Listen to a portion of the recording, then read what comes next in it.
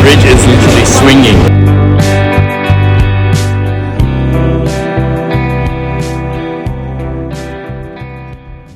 So here I am at Islamabad airport. Actually my flight from Karachi, which was a direct flight to Skardu, got cancelled.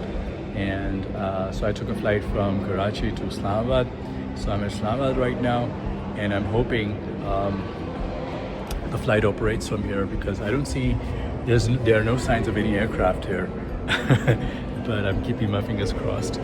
Okay, so just one more thing. I tried to get a window seat, I didn't get it today, but just a small tip for you guys: if you're going to Skardu and if you want to see Nanga Parbat right next to your window, it feels like if you jump out of the window, you'll land over Nanga Parbat. Don't try that. Get a seat on the right hand side. So like if you're facing the cockpit, on your right, the seat numbers would be F. So C, D, E, F, something. F is always the window seat that you should take if you're going towards Skardu. That's when you'll get to see this beautiful, beautiful, majestic Nanga Parbat right next to you. That's the best thing that I always look forward to when I'm going to Skardu. So never miss that. Small tip.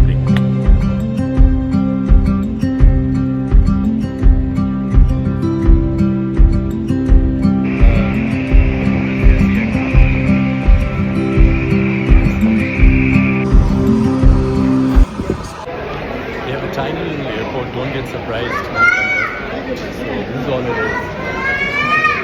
That's the baggage claim.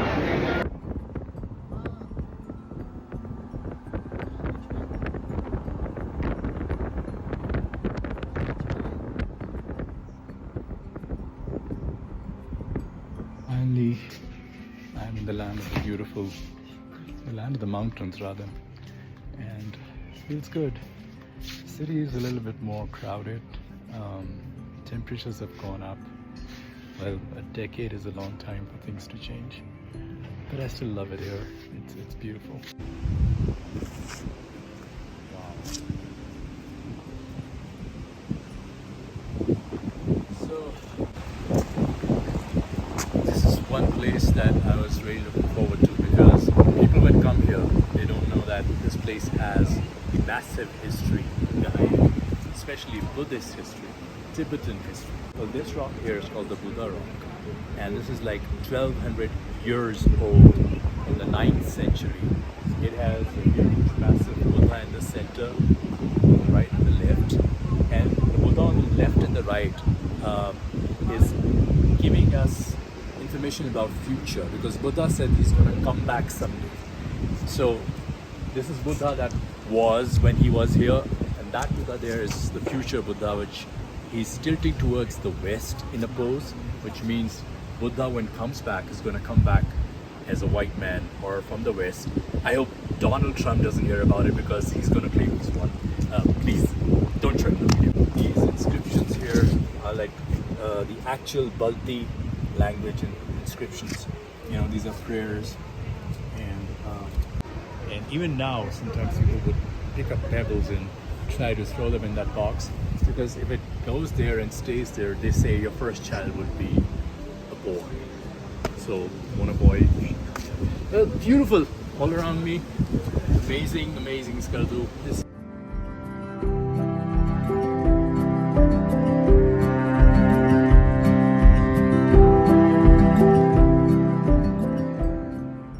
Right now I'm at Satpara Lake.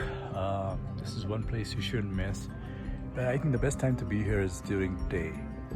That is when you get to see the beautiful turquoise color of the lake.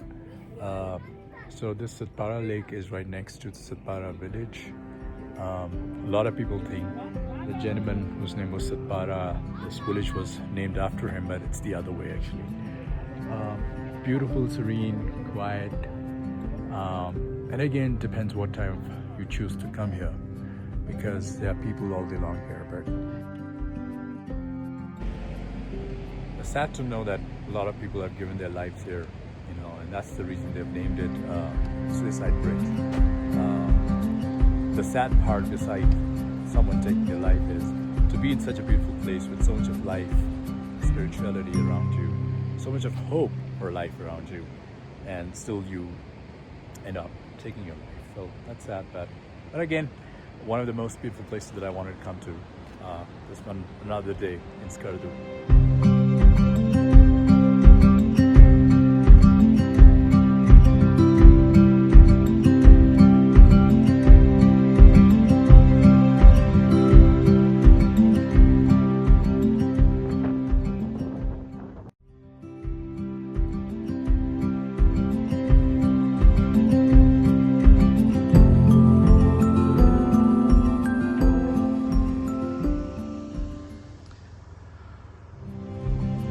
So today, after 4 days, I'm finally going to Shiga. The only memories I have is of the Shiga resort. And so right behind me is the beautiful river that springs from the glacier. I don't know if you could see it at the distance somewhere there. And then there's a blind lake right behind me. The thing about this lake is that it's made of natural springs. And it dries up at times, but right now it's full of water.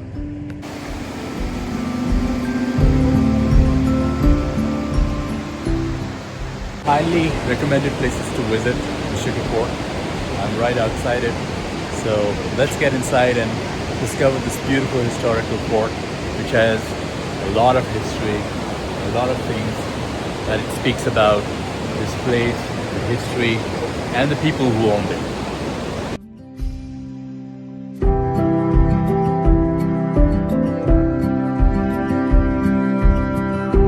Right at the entrance of the fort, this fort is called Omkar in the local language, which means stone and wood.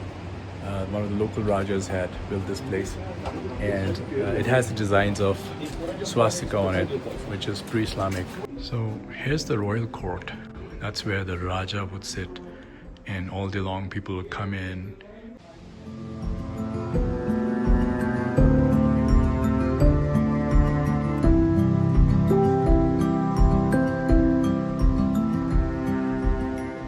So this fort is around like from 1200 years to 400 years old.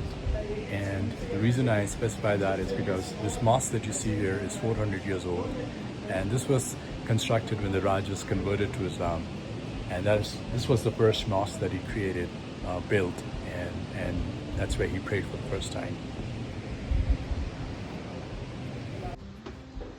This is the traditional kitchen where they would sit, cook, and sit and talk about the day. I mean, it looks tiny, but for those times it was really massive, and it was a meeting place for the staff or sometimes the family to sit down, cook, eat. And looking at the utensils, I mean, they're quite modern. I mean, look at that. I mean, they date back to different times, like 400 to maybe more or less, but I mean, it's amazing. Sit here, and especially during the winters, to sip over a hot cup of tea.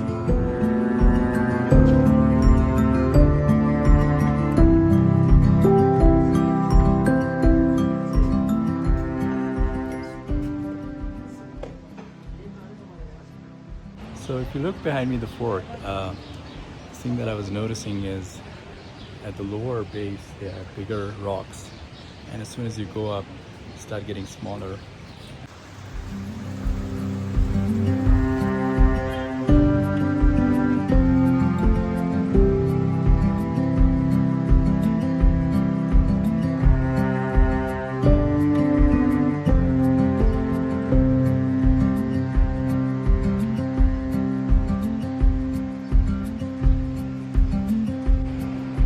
Now I'm about to show you a most romantic spot where the Raja and his queen would sit and talk for hours. Well, humans, even they needed their time off from whatever was going around in their empire. So they would sit here and relax and talk about maybe their future plans, love, but who knows how many queens the Raja had.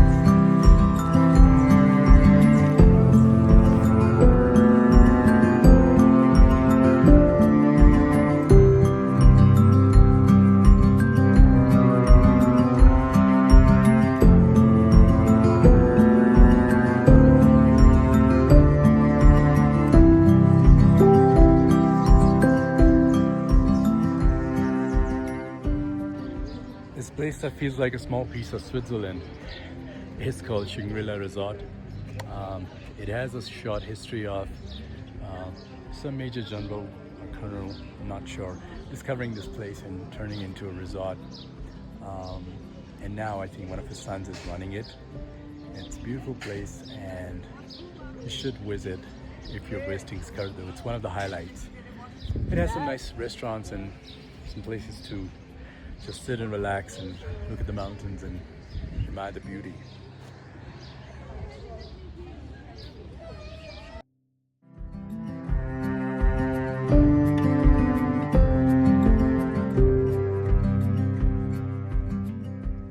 So you could even sit inside this cafe. It has a beautiful view. Look outside, you could see people boating. Nice spot, it's relaxing. So once you're done with Shangri-La, you could hike up to this place, which is Upper Kachura Lake, or you could come to the Soak Valley. So we decided to come to Soak Valley. It has a beautiful view. You could dip your feet in the water, or go for some water rafting. Beautiful mountains all around. It has a beautiful view. I think quite soothing, quite calming to the nerves. I think I made a good choice.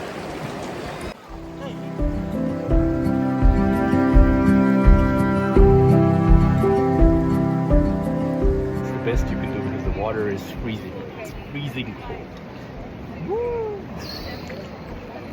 Right behind me is the mighty Indus River, and the Sindhu River, a river that has thousands of tales to tell. Centuries of old folklore, history, all being washed their way down from generations to generations.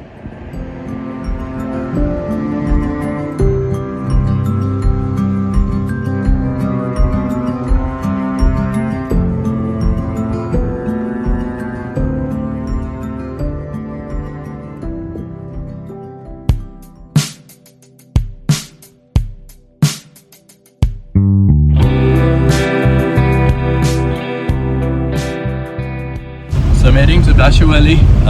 Was strongly recommended by a friend. They say it's as dangerous as Fairy Meadows, so I don't know what to expect, but they say Dasha Valley is like the mini Switzerland of Baltistan. So it's interesting, dangerous but thrilling. We're about to cross this bridge and it looks pretty dangerous but fun. This bridge is literally swinging. I don't wanna stop now. I just wanna keep moving forward.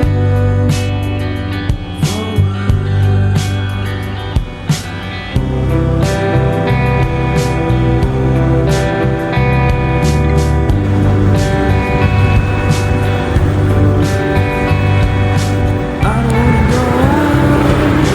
I just wanna stay with you.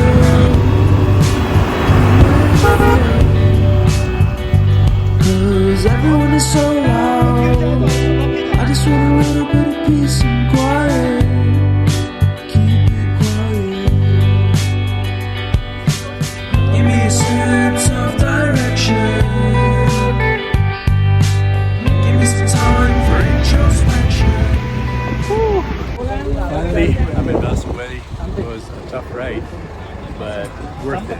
I mean, it gives you good adrenaline rush and full of fun. Still looking for this guy here. The last time I came to Skardu, there was a huge population of yaks all around, and today I didn't see him. I think maybe their population is dwindling, or maybe because there's a lot of yak meat being consumed by people and visitors here. There's people who come here, they want to try yak meat because they think, oh, it's something different, we should try it, so that when we go back, you can tell people we had yak meat. But one thing that you should remember is,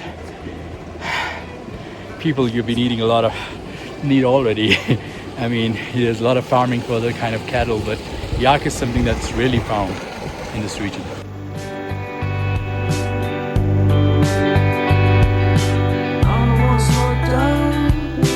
I just wanna speed it up. and take a small nap. It's a small tent here, Do I have to pay for it? But I didn't actually. I just crashed it.